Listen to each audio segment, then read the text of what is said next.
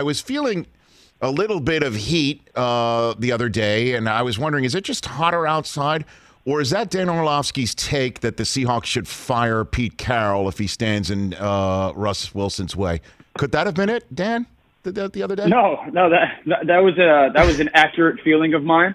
Here's why I stand on the Russell Wilson situation. Okay. It's one of two things. I don't think this is football related. I don't think Russell's that bent out of shape of his offensive line or whatnot. I think this is either that he's unhappy playing with a defensive-minded coach that, halfway through the season or 10 games through the season last year decided, okay, we got to run the ball a little bit more, and Russ throwing it around a lot is slowing down for us a little bit. He's unhappy doing that, and it's about that relationship.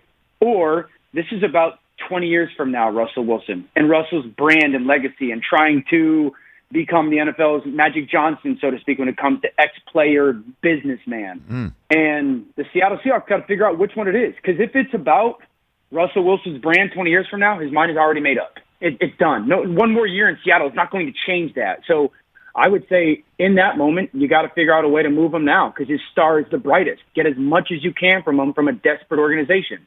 If it's about Pete, if Russell's like, no, I have no desire to leave Seattle. I want to play here forever.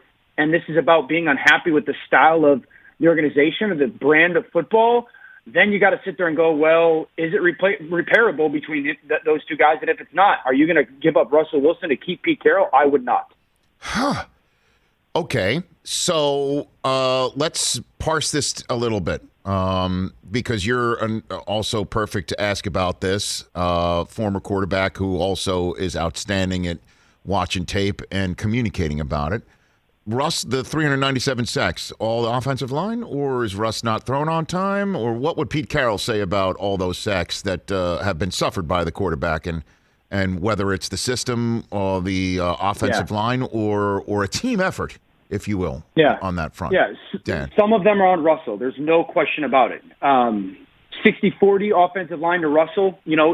Obviously it takes everybody. Receivers, wrong route, poor communication, all that stuff. But I've heard that get said over the past couple weeks that Russell owns some of them because of his style of football.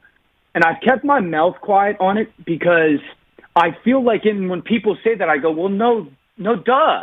But that's why he's Russell Wilson. If everybody wants him to play this efficient brand of football and get it out on time or something like that, he's not going to be who he has over the last 9 years.